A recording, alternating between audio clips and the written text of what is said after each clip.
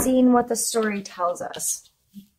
So we have the Six of Coins coming out first, and this is a card of charity. In general, there's obviously a transaction taking place here between two different class of people, most likely. One who has is giving to one who does not have. So this card to me always comes with a big warning, and it following renewal of peace. I feel like that's what I need to share with you today. And the warning is, do not give what you do not have to give away, and do not take more than you need. That's how we can keep our scales balanced in our life, right? So if you're looking for a renewal of peace, more likely than not, you've been giving away things you did not have to give away. So you may be giving time, resources, energy, all of those things to someone or something that you just don't have to give away because you're not taking care of yourself properly, or you're not thinking long term how this could negatively affect you. Now, charity is a beautiful thing, and it's something most of us need to do more of in our life, to selflessly give to others and try to support our community in a selfless way.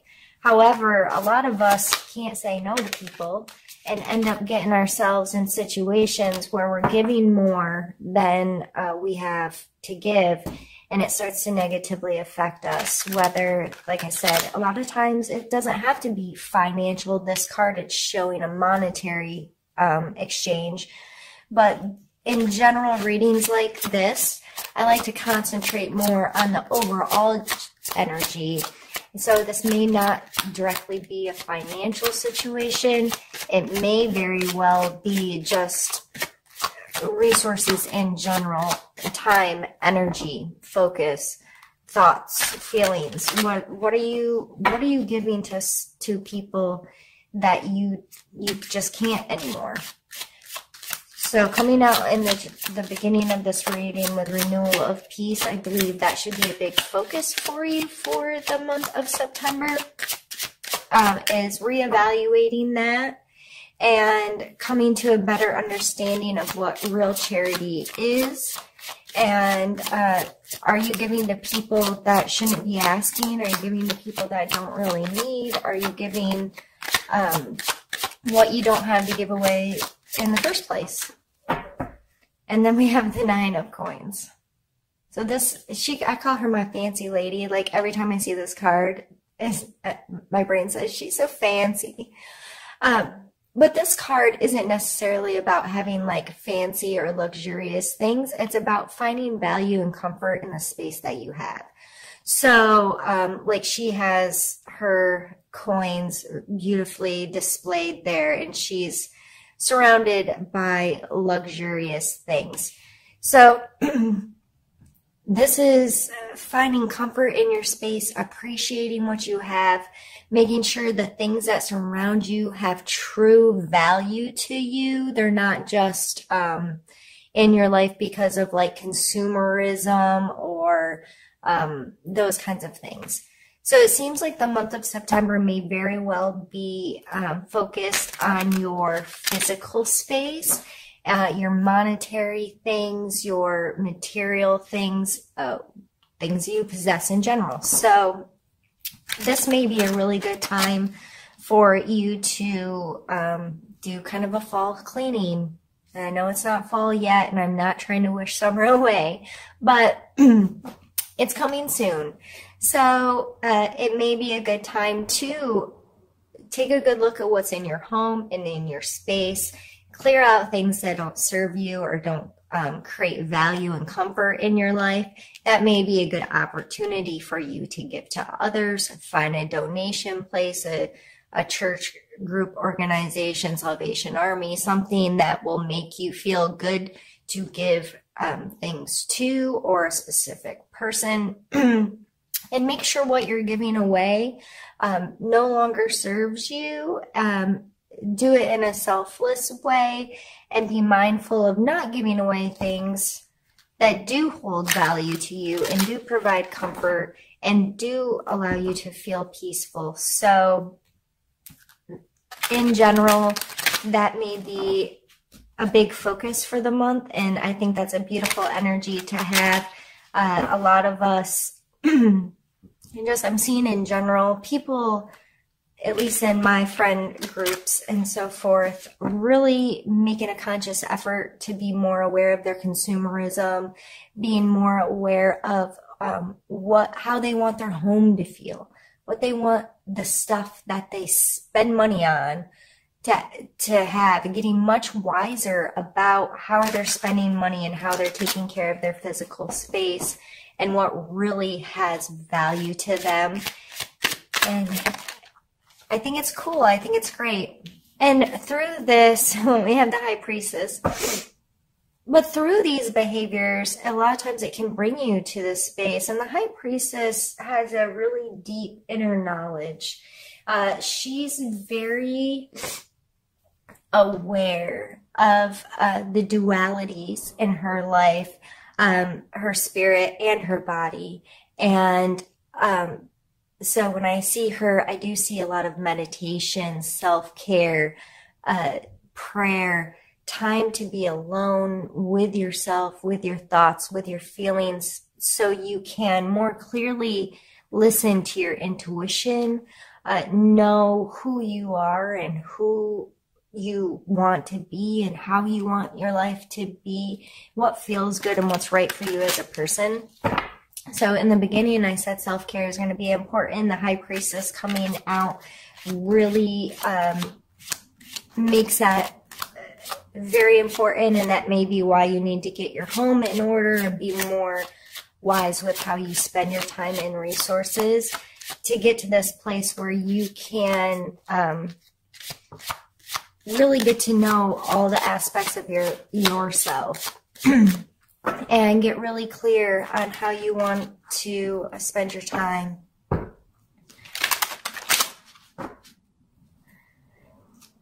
Now, if prayer and meditation and those kinds of things aren't your style, sorry, my lighting just changed. I have a light that's on a motion sensor, and to be quite frank, I forget about it until it goes off when I have the camera turned on or something. Sorry. Self-care. That's what I was saying, I believe. If meditation and prayer is not something that you already do, I'm sure you have a way of unplugging.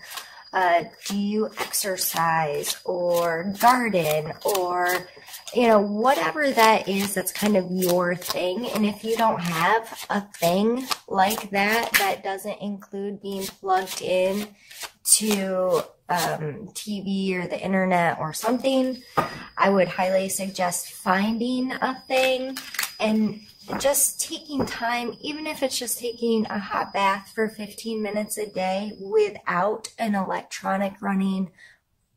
So many of us, music has become so portable and a part of our lives. It's like we carry around this soundtrack with us wherever we go. And I love music, and I believe music is a very healthy, important part of the human experience. However, I think we're in this age where all of us are plugged into something all the time, and we have these outside influences constantly bombarding our brain. And it may be really important for you to find time to unplug and just listen to your own thoughts and feelings for a while, Gemini. And it's amazing how beautiful that energy can be when you really start to allow it to show up more in your life. Our next two cards are the Three of Coins. So we're very coin heavy, again, physical world stuff, and the Six of Swords. So with the Three of Coins, this card to me really brings in a lot of energies of teamwork, compromise, this idea of pulling together resources. This card the artwork doesn't clearly show it as well as some of the other decks I have, but just to explain it to you, a lot of times it'll be shown with a man who has created something, created a coin, you know, some kind of physical, tangible thing like a product, and he's standing on this bench and he's presenting it in front of other people who seem to be well dressed and interested in that which he's purchasing. So, you know, what are the energies that go into that? Having the foresight to put in work and to be able to proudly present this to other people, and to have other people interested, and the kind of people that would be able to help further this, because it's only a 3, right? And these numbers go from 1 to 10, technically 0, but so this is kind of like a beginning process kind of card. And this is a being willing to put yourself out there in your physical world, and communicate with the right kind of people that are going to help progress whatever this is. And so this may be just something in your work life or something in your home life. It may be working on a budget with your spouse, or trying to, you know, figure out what the next step is with whatever your career or your hobby or something that you're making and putting into this world. And I also have the 6 of Swords here, and this card really talks about moving away from negative thought patterns or negative treatment behaviors. So whether someone in your life has not been treating you well and you're ready to move away from them, so, you know, not physically move, I mean, maybe, but design your life where this person is no longer able to treat you that way. But some of us, it may be how you're treating yourself, and you're being very conscious on what you're saying to yourself. What's the story you tell yourself about yourself? How do you talk to yourself? Are you abusive to yourself? If you heard someone talking to another person the way you talk to yourself, would you think that was abusive behavior? If your answer is even or you have to think about it, then this it may be really important for you to pull in that kind of energy of moving away from that and getting much more conscious about it. So this is, since I'm kind of doing a free flow of how the cards are coming out, I feel very compelled to set the High Priestess up in the center as almost like a focal point with these 2 down below.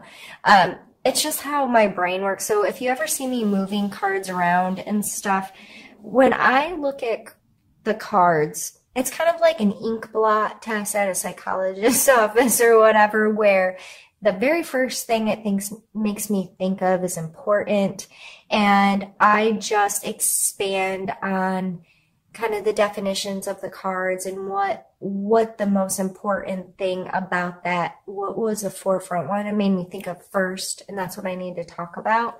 And it almost plays like a story or a movie in my head, and I kind of then cut it down into chapters sometimes, or groups, with whatever feels right to me. So I know that you probably don't care, but that's why I start to move cards around and how I think about different energies interacting with each other and so forth. So anyway, back to this side here. This may just be getting in a better place when you add these 2 together.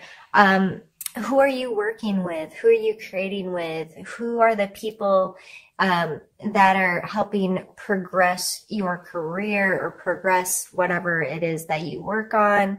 And it may just be within your household. If you, like, let's say, are a stay-at-home person, then to me, this is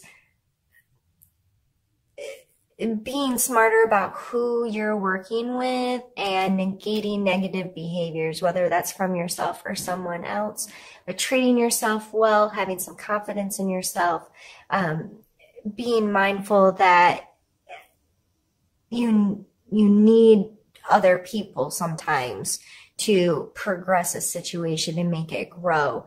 And you need to be very smart with how you interact with these people, how you're interacting with yourself. You cannot make good headway if there's a lot of negativity involved in that. It's just being smart with how you're being treated in general. Okay? I'm not sure. I may come back to that. I'm not, my brain's not giving me any more words on that situation at the moment. So, Four of Cups.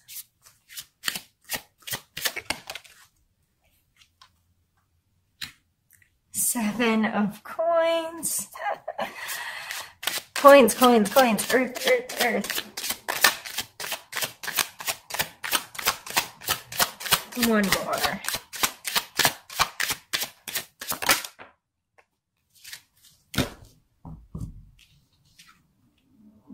And the Death card.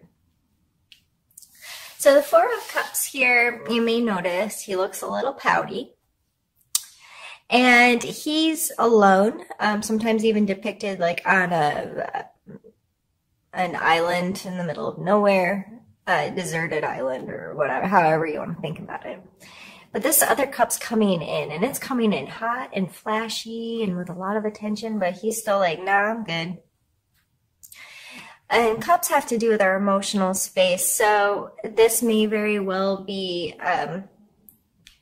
not willing to take in any new connections and really taking a time to pause. Think about what you already have going on, thinking about your emotional attachments to things and how you feel. And this isn't a good place to stay in for a long time because you could miss some really awesome opportunities to connect with people if you're too within yourself. But sometimes we need that.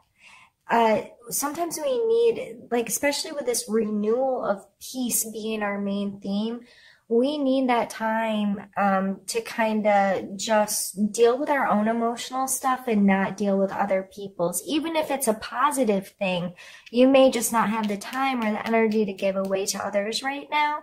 So don't get hard on yourself if you're kind of cutting off, not wanting to meet up with friends or not be socially engaged. Right now, I just feel like you have so much going on in your own home, in your own job, in your wherever all of these earth coin cards are coming out, your tangible space, that you may not have the emotional capacity to deal with others right now. And next is the Seven of Coins. So we have the 6, the 7, well, the 3, 6, 7, 9. This is very heavy coin stuff. And the Seven of Coins a lot of times talks about thinking long term, putting in work, being mindful to keep at stuff. Like the way I see this card is he went and planted all of these coins, and he has been doing the work and waiting for them to grow and whatever, but he might have gotten a little negligent because some of them are looking like they're not perfect anymore. He might have neglected them a little bit, so it's time to like pick them up, wash them off, give away what doesn't suit you anymore, hang up what you have as a real value, and create a space that's comfortable and good and well taken care of, if that makes sense. And the Death card's coming out as our very last card. I'm going to do this card quickly and then stop my camera and maybe come back for an overview because we're getting to about 20 minutes now and my camera's probably going to shut off. The Death card is a completion so we can start something new. The Death card is scary to some people. I love the Death card. I'm a Scorpio, so the Death card makes sense to me. This constant like dying, ending, and creating something new. I feel like I've been a different person in my life countless times. It's like, okay, that person died. Like, I don't even feel like disassociated with that part of my life almost. And I don't say that in a negative way, but it arose an opportunity for me to put all of that down and create what I really, really want. So that's what I see happening here, is you working through this stuff to be like, okay, I'm done living like that. I'm done with whatever this was. And I am now going to be able to get to a place where I can create the next part of my life the way I want it to be. And that's where I'm going to pause, and I'll be right back. All right, Gemini, I decided to leave the card sit down because I feel like I kind of shortchanged him. This is like creating this new life after something's come to a completion. That's when something gets the opportunity to start again. There's never really an end, right? It's just a cycle. It's got to come all the way back to that very, very end, but that's where the beginning is again. So please, Gemini, don't be scared of this. You shouldn't be. You're a Gemini. I think you get this a little bit. Geminis and Scorpios seem to have a mutual understanding about duality and some of these complex emotional things where we have to really get through something and really complete it and start something fresh. So overall, like I said, we had mostly cup cards, a sword card, or not a cup card. Sorry, I was looking at that one. Coin cards, a cup card, and a sword card. So, this is a very tangible world month for you. And, don't beat yourself up too much mentally or emotionally. I think overall getting your physical space in good running order will lend to you being able to get more here, more aligned with your intuition, with your true self, with your deeper self. Okay, let's start in the physical world. Things I can physically control. I can organize my space. I can take care of my space. And if my emotions and my thought processes aren't there, getting my physical space in check and taken care of and feeling really good is going to help lend itself to me getting to this peace. Where, okay, that's one less stress I have to deal with. Now I'm going to take some time for my mental health or my emotional health and those kinds of things.